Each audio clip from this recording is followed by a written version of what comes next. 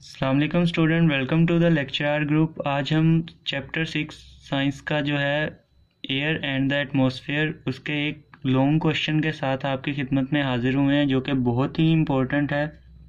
इसमें से short question भी आते हैं इस पोर्शन में से, तो लेकिन बहुत इजी है। तो हम इसको स्टार्ट करते हैं कि कौन कौन से वो प्रोसेस हैं जिनमें एयर यूज़ होती है। ठीक है, important process that use air. तो सबसे पहले जैसा कि आपने रेस्पायरेशन, फोटोसेंसिस और रेस्पायरेशन अभी पिछले चैप्टर्स में पढ़ा है, रेस्पायरेशन और फोटोसेंसिस वाला चैप्टर। रेस्पायरेशन की सबसे पहले तो आपको डेफिनेशन आनी चाहिए कि क्या होती है। The process by which living organism obtain their energy from food for growth, ठीक है, और other activities of life. Basically क्या होता है कि फूड तो प्लांट खुद से बना लेते हैं, और जानवर जो होते हैं ये प्रे के थ्रू किसी को शिकार करके वहाँ से ले लेते हैं या प्लांट को खा के। लेकिन सिर्फ फूड खा लेने से जो है वो काम नहीं बनता, बल्कि उससे एनर्जी भी निकालनी होती है। ठीक है, तो जो एनर्जी फूड खाने के बाद हम फूड को ब्रेक डाउन करने से निकालते हैं, उसको, उस प्रोसेस को हम जो है वो बोलते हैं, ये रेस्पायरेशन के थ्रू हमने निकाली है एनर्जी। ठीक है, ये सेल के लेवल पे होती है, सेल खुद करते हैं। माइटोकॉन्ड्रिया जो है वो पावर हाउस होता है सेल का, ये भी याद रखना चाहिए। रेस्पिरेशन जो है ये फोटोसेंसिस की तरह नहीं होती, इसलिए ये इसको लाइट नहीं चाहिए, इसलिए ये डे के टाइम भी होती है, नाइट के टाइम भी। आप सांस लेते हो दिन में भी रात में भी, क्योंकि रेस्पिरेशन में ऑक्सीजन की ज़रूरत होती है, इसलिए आप सांस लेते हो, वो एयर में से हमारे अंदर जाता है। तो एयर यूज़ हो रही है रेस्पिरेशन में भी। और रेस्पिरेशन प्लांट और एनिमल दोनों में होती है। ठीक है, प्लांट भी रेस्पिरेशन करते हैं, चाहे वो फूड खुद से बना लेते हैं, लेकिन एनर्जी तो निकालनी है ना, एनर्जी फूड को तोड़ के खुद से निकालनी होती है, वो रेस्पिरेशन कहलाती है। और एनिमल भी। इक्वेशन जो है रेस्पिरेशन की बहुत सिंपल है। ग्लूकोज या कोई भी फूड जो आपने खाई है उसने ऑक्सीजन के साथ मिलना है, और कार्बन डाइऑक्साइड गैस प्रोड्यूस होनी है, वाटर और एनर्जी। इस एनर्जी से आपने सारे लिविंग ऑर्गेनिज्म ने अपने काम करने हैं, ग्रोथ करनी है, मेंटेन करनी है लाइफ और बाकी सारे काम। तो यहाँ पे देख सकते हैं कि ऑक्सीजन जो है यहाँ पे यूज़ हो रही है वो भी एयर से आती है, और कार्बन डाइऑक्साइड जो प्रोड्यूस हो रही है वो भी एयर में एंटर हो जाती है। ठीक है, दोनों चीज़ें जो हैं वो एयर से आ रही हैं, इसलिए ये जो प्रोसेस है रेस्पिरेशन का ये बहुत इम्पोर्टेंट है, इस लिहाज से कि इसका यूज़, इसमें एयर यूज़ होती है। ठीक है, एयर जो है ये रेस्पिरेशन के लिए डिफरेंट ऑर्गेनिज्म कैसे लेते हैं उसको मैंने आपकी बुक में से जो है यहाँ पे ड्रा कर दिया है। बहुत सिंपल सा एक चार्ट सा बना दिया है। मैमल्स, बर्ड, रेप्टाइल और एम्फीबियन, ये ग्रुप्स हैं लिविंग ऑर्गेनिजम्स के, यानी एनिमल्स के, जिनमें मैमल आ जाते हैं।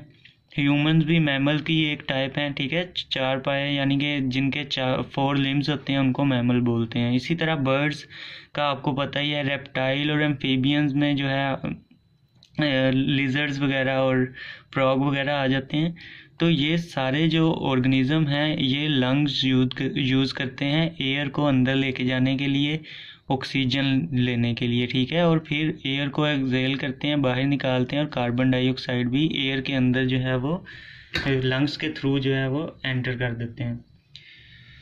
फिर इसी तरह जो फिशेस होती हैं वो आपको पता है पानी के अंदर रहती हैं, तो पानी के अंदर लंग्स तो नहीं सही से काम करते, इसके लिए स्पेशल टाइप के जो है उनके लंग्स होते हैं जिन्हें हम गिल्स बोलते हैं। ठीक है, वो पानी के अंदर जो मिक्स हुई होती है ऑक्सीजन उसको निकाल लेते हैं। बेसिकली एयर ही है ना, पानी के अंदर भी कार्बन डाइऑक्साइड और ऑक्सीजन, तो वो उसको जो है फिशेस के गिल्स जो हैं वो ले लेते हैं।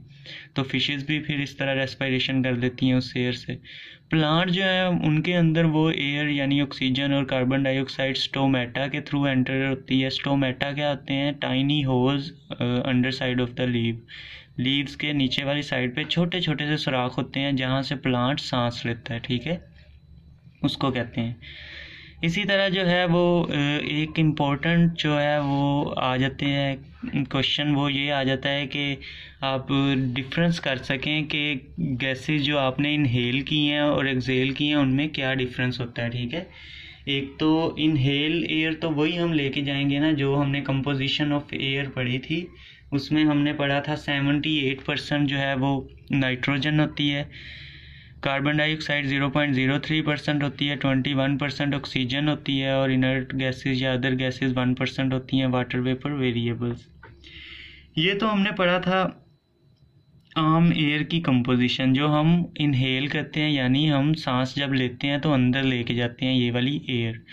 जब हम एक्सेल करते हैं यानी जब हम सांस निकालते हैं तो तब कंपोजिशन में कुछ चीज़ें चेंज हो जाती हैं। जैसे नाइट्रोजन तो यूज़ नहीं करते तो उतने की उतनी वापस बाहर निकल आई, ठीक है, लेकिन कार्बन डाइऑक्साइड जो है वो क्योंकि हमारे अंदर रेस्पायरेशन हुई है, रेस्पायरेशन में कार्बन डाइऑक्साइड मज़ीद प्रोड्यूस होती है, तो कार्बन डाइऑक्साइड अब देखें 0.03% से 4% पे चली गई है। अब ये बहुत ज़्यादा बढ़ गई है, जो हमने एयर बाहर निकाली है उसमें कार्बन डाइऑक्साइड की अमाउंट बहुत ज़्यादा है, 4% है, ठीक है। और ऑक्सीजन, चूँकि रेस्पायरेशन में ऑक्सीजन यूज़ होती है, इस वजह से जब हमने अंदर लेके गए थे तो 21% थी, जब निकाली तो कम हो गई, 21 से 16 पे आ गई है, ठीक है। तो ये ऑक्सीजन कहाँ गई है, ये रेस्पायरेशन में यूज़ हो गई है और कार्बन डाइऑक्साइड में कन्वर्ट हो गई है, जो कि ऊपर देखें कार्बन डाइऑक्साइड इंक्रीज हो गई है, और जो एक्सेल्ड एयर है, बाहर निकाली जिस एयर है, उसमें ऑक्सीजन जो है वो कम हो गई है और कार्बन डाइऑक्साइड ज़्यादा हो गई है, ठीक है। इनर्ट गैसेस हमें नहीं चाहिए होती हैं, वो वैसे की वैसे निकल आती हैं, वाटर वेपर भी वैसे के वैसे जो हैं वो आ जाते हैं। तो ये था रेस्पायरेशन में एयर का यूज़, के एयर जो है वो रेस्पायरेशन जो बहुत इंपॉर्टेंट प्रोसेस है, जिसकी वजह से सारी कायनात के लिविंग ऑर्गेनिज्म जिंदा हैं, उसमें जो है वो एयर का कितना बड़ा रोल है ये आप देख सकते हैं। अब हम नेक्स्ट पे चलते हैं, जो कि बहुत इम्पोर्टेंट एक और प्रोसेस है जिसे हम फोटोसिंथेसिस बोलते हैं, ठीक है। फोटोसिंथेसिस भी हमने उसी चैप्टर में जो है वो पढ़ा था। अब हम इसको जो है वो ज़रा थॉरली स्टडी करते हैं। तो फोटोसिंथेसिस क्या होती है, बेसिकली ये एक प्रोसेस है by which green plant make their own food. ये एक ऐसा प्रोसेस है जिससे ग्रीन प्लांट जो हैं वो अपनी खुराक हासिल करते हैं। मैंने ये बहुत शॉर्ट नोट्स बनाए हैं, आपकी बुक में से निकाले हैं, तो आप इनको नोट भी कर सकते हैं ताकि आप लोगों को याद रहे। तो ये जो फोटोसिंथेसिस है, रेस्पायरेशन जो कि दोनों टाइम होती है, दिन में भी नाइट में भी, उसे लाइट नहीं चाहिए होती, लेकिन फोटोसिंथेसिस में चूँकि लाइट चाहिए इसलिए वो सिर्फ डे को ही होती है, ठीक है। दूसरा ये कि ये दोनों ऑर्गेनिज्म यानी प्लांट और एनिमल में नहीं होती, बल्कि सिर्फ प्लांट में ही होती है, क्योंकि सिर्फ प्लांट में ही क्लोरोफिल है। इसकी भी इक्वेशन देख लेते हैं कि क्या क्या चीज़ें इसमें यूज़ होती हैं और क्या क्या चीज़ें प्रोड्यूस होती हैं। तो देखें, कार्बन डाइऑक्साइड यूज़ होती है इसमें, ठीक है। जो चीज़ें जो हैं लेफ़्ट हैंड साइड पे हैं वो चीज़ें यूज़ होती हैं, और जो राइट हैंड साइड पर निकलती हैं एरो के उस साइड पे, वो प्रोड्यूस होती हैं। तो कार्बन डाइऑक्साइड जो है वो यूज़ होती है, कहाँ से आएगी ये कार्बन डाइऑक्साइड, ये कार्बन डाइऑक्साइड है, ये भी वहाँ से एयर के अंदर से ही जो है ये ली जाती है, ठीक है। प्लांट एयर के अंदर से ही ये कार्बन डाइऑक्साइड लेते हैं।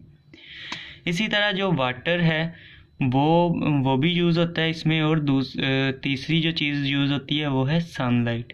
सनलाइट जो है वो क्लोरोफिल, जो कि ग्रीन कलर का पिगमेंट है क्लोरोप्लास्ट के अंदर प्लांट्स के, वहाँ से ऑब्जॉर्ब होती है, ठीक है। कार्बन डाइऑक्साइड जो है वो लीव्स के अंदर, जैसे कि मैंने आपको बताया था, स्टोमेटा होते हैं, टाइनी होल्स होते हैं अंडर साइड ऑफ लीव, तो वहाँ से कार्बन डाइऑक्साइड एंटर हो जाती है, ठीक है। और वाटर जो है वो रूट जो कि सॉइल के अंदर गई होती हैं वहाँ से ले लेती हैं। इस तीनों चीज़ों के मिलने से जो है वो फिर एक प्रोसेस होता है जिसे हम फोटोसिंथेसिस बोलते हैं, और ग्लूकोज बन जाता है और ऑक्सीजन प्रोड्यूस हो जाती है। अब फिर देखें, कार्बन डाइऑक्साइड एयर से ली थी और ऑक्सीजन जो है वो प्रोड्यूस होगी, यानी एयर के अंदर डाल दी गई।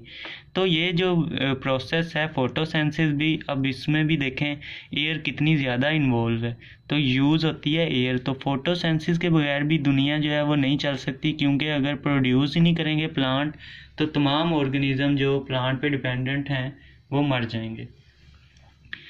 तो इसके अलावा जो है थोड़ा सा अगर हम इसको स्टडी करें तो हमें ये पता चलता है कि जो गैसेस के अंदर दोनों गैसेस को जो बैलेंस रखा गया है, कि हमारी जो ऑक्सीजन का लेवल ड्रॉप नहीं होता एयर के अंदर, वो इस वजह से है कि एट डे टाइम प्लांट्स जो हैं वो फोटोसिंथेसिस के थ्रू बहुत ज़्यादा ऑक्सीजन जो है वो प्रोड्यूस कर देते हैं, ठीक है, बहुत ज़्यादा ऑक्सीजन जो है वो प्रोड्यूस करते हैं, जबकि जो रेस्पिरेशन है उसमें बहुत कम जो है वो ऑक्सीजन यूज़ की जाती है। प्रोड्यूस जो है वो दिन के टाइम में इतनी ज़्यादा हो जाती है कि अगर हम उसको दिन में भी प्लांट और एनिमल यूज़ कर रहे होते हैं साथ साथ, ठीक है, और रात के टाइम भी ऑक्सीजन यूज़ कर रहे होते हैं, लेकिन वो फिर भी इतनी ज़्यादा ऑक्सीजन दिन में प्लांट अकेले ही प्रोड्यूस कर लेते हैं कि रात को और दिन में प्लांट और एनिमल दोनों मिलके भी कंज्यूम करें तो वो कम ही कार्बन डाइऑक्साइड जो है कंज्यूम करते, ऑक्सीजन कंज्यूम करते हैं, बल्कि ज़्यादा प्लांट प्रोड्यूस कर देते हैं। इसलिए जो है वो गैसेस बैलेंस रहती हैं एटमॉस्फेयर में। तो दो हमने यूजेस पढ़ ली हैं, रेस्पिरेशन में भी और फोटोसिंथेसिस में भी। अब कुछ और प्रोसेस हैं जो आप जिनसे फेमिलियर नहीं हैं लेकिन वो न्यू हैं, अब हम उनकी तरफ चलते हैं। जी स्टूडेंट, जो अब हम नेक्स्ट प्रोसेस देखेंगे, पहले ये आपने पढ़ा नहीं हुआ होगा, इसे कहते हैं कंबशन। कंबशन क्या है? कंबशन मीन बर्निंग, ठीक है, किसी चीज़ का जलने को हम बोलते हैं कि ये कंबशन हुई है, ठीक है। किसने ये प्रपोज किया था? फ्रेंच केमिस्ट थे लेविजर शॉर्ट। उन्होंने जो है शो किया था कि मीथेन, जो कि हमारे घर में सुई गैस आती है ना, जिससे पे हम खाने वगैरह बनाते हैं, वो जब ऑक्सीजन के साथ रिएक्ट करती है तो कार्बन डाइऑक्साइड, वाटर और एनर्जी प्रोड्यूस होती है, ठीक है। ये तकरीबन आप देख रहे होंगे कि ये रेस्पिरेशन जैसा ही है कि ऑक्सीजन इसमें यूज़ हो रही है, कार्बन डाइऑक्साइड बन रही है और एनर्जी भी बन रही है। तो ये रेस्पिरेशन से मिलता जुलता प्रोसेस है कंबशन, ठीक है। लेकिन ये लिविंग थिंग्स में नहीं होता, ये नॉन लिविंग थिंग्स में मोस्टली होता है। जैसे कि आपकी गाड़ियाँ इसी प्रोसेस से चलती हैं, आपके बाइक इसी प्रोसेस से चलता है, आप खाना इसी प्रोसेस से बनाते हैं, ठीक है। तो ये मीथेन जब रिएक्ट करती है, मीथेन बेसिकली कोई भी फ्यूल हो सकता है, ऑक्सीजन के साथ तो कार्बन डाइऑक्साइड और वाटर बनता है, ठीक है। मीथेन कोई भी फ्यूल हो सकता है, जैसे कि मैंने बताया था फ्यूल लकड़ी भी होती है, ऑयल्स भी होते हैं, ठीक है। तो फ्यूल में दो चीज़ें बहुत इंपॉर्टेंट होती हैं, कार्बन और हाइड्रोजन। ये दो चीज़ें होती हैं जो कि फ्यूल के अंदर मौजूद होती हैं। कार्बन जब ऑक्सीजन के साथ रिएक्ट करती है तो कार्बन डाइऑक्साइड बना देती है, ठीक है। कार्बन जब ऑक्सीजन के साथ रिएक्ट करती है तो क्या बना देती है? Carbon dioxide. और इसी तरह जब हाइड्रोजन ऑक्सीजन के साथ रिएक्ट करती है तो क्या बना देती है? वाटर, ठीक है। इसकी जो कंबशन की एग्जांपल होती है वो बर्निंग आ जाता है, जैसे कैंडल बर्न हो रही है तो वो भी एक कंबशन की एग्जांपल है। तो यहाँ पे भी देखें आप, ऑक्सीजन और कार्बन डाइऑक्साइड जो हैं वो निकल रही हैं, ये कहाँ से आनी है, कहाँ जानी है? एयर के अंदर। तो एयर जो है वो कंबशन पे भी कंबशन में भी यूज़ हो रही है, ठीक है। और कंबशन ही वो प्रोसेस है जिसकी वजह से हमें इलेक्ट्रिसिटी मिलती है, हमारी गाड़ियाँ चलती हैं, हमारे कोई भी इंजन जो है वो चलता है, वो कंबशन की वजह से है। तो इसके बगैर आपको पता है कि दुनिया की आधे काम रुक जाएंगे कंबशन ना हो तो, ठीक है। इसके बाद एक और प्रोसेस है जो आपके लिए न्यू है, आप पहले फेमिलियर नहीं है, इसके बारे में भी आपने नहीं पढ़ा होगा, इसे कहते हैं रस्टिंग, ठीक है। लेकिन आप डेली लाइफ में इसे ज़रूर देखा होगा। रस्टिंग बेसिकली जंग लगने को कहते हैं, ठीक है, जंग को रस्ट के बोलते हैं। तो केमिकल रिएक्शन होता है बिटवीन ऑक्सीजन, एयर यानी, और आयरन। जो एयर के अंदर ऑक्सीजन है वो और आयरन जो है वो आपस में रिएक्ट करते हैं, किसकी प्रेजेंस में? वाटर की प्रेजेंस में, ठीक है। वाटर की प्रेजेंस में जो है वो ऑक्सीजन और आयरन रिएक्ट करते हैं और जो है वो आयरन ऑक्साइड बन जाता है जो कि रस्ट है, ठीक है। इससे क्या होता है? हमारी गाड़ियाँ जंगलुदा हो जाती हैं। आप साइकिल यूज़ करते होंगे, आपने देखा होगा कि साइकिल के जो अक्सर जगह जहाँ से पेंट उतर जाता है वहाँ पे जंग लगना शुरू हो जाता है। इसी तरह बाइक्स वगैरह पे भी वालिदैन की जो हैं, आपके पापा की बाइक या गाड़ी, उस पर भी जो है वो जंग लगा होता है। तो वो जंग क्यों लगता है? एयर के अंदर नमी होती है, ठीक है। और या जब आप गाड़ी वगैरह धोते हैं तो तब वाटर और जो एयर है उसके अंदर जो ऑक्सीजन है वो लोहे के साथ रिएक्ट करके आयरन ऑक्साइड प्रोड्यूस कर देती हैं, जिसे हम कहते हैं कि ये अब इसको जंग लग गया, ठीक है। तो वो बहुत अजीब सा गंदा सा रंग और लोहा जो है वो गलने सड़ने लग जाता है। तो ये काफ़ी हमें नुकसान पहुंचाता है ये प्रोसेस, और ये प्रोसेस डेली लाइफ में हमारे होता रहता है, ठीक है। इसको प्रिवेंट करने के लिए हम ऑयल और ग्रीस भी चेन के ऊपर ऑयल भी लगवाते हैं, ठीक है। तो ये रस्टिंग एक और प्रोसेस है जो कि एयर को यूज़ कर रहा है, ठीक है। इसमें भी एयर के अंदर से ऑक्सीजन यूज़ हो रही है, ठीक है। तो ये भी बहुत इंपॉर्टेंट प्रोसेस है। तो ये 4 मेन प्रोसेस थे जो कि यूज़ करते हैं एयर को, ठीक है। इसमें आ जाती है सबसे पहला फोटोसिंथेसिस, फिर रेस्पिरेशन, कंबशन और रस्टिंग। आई होप सो आपको समझ आ गई होगी। वीडियो को लाइक कीजिएगा और जो है चैनल को भी सब्सक्राइब कर दीजिएगा।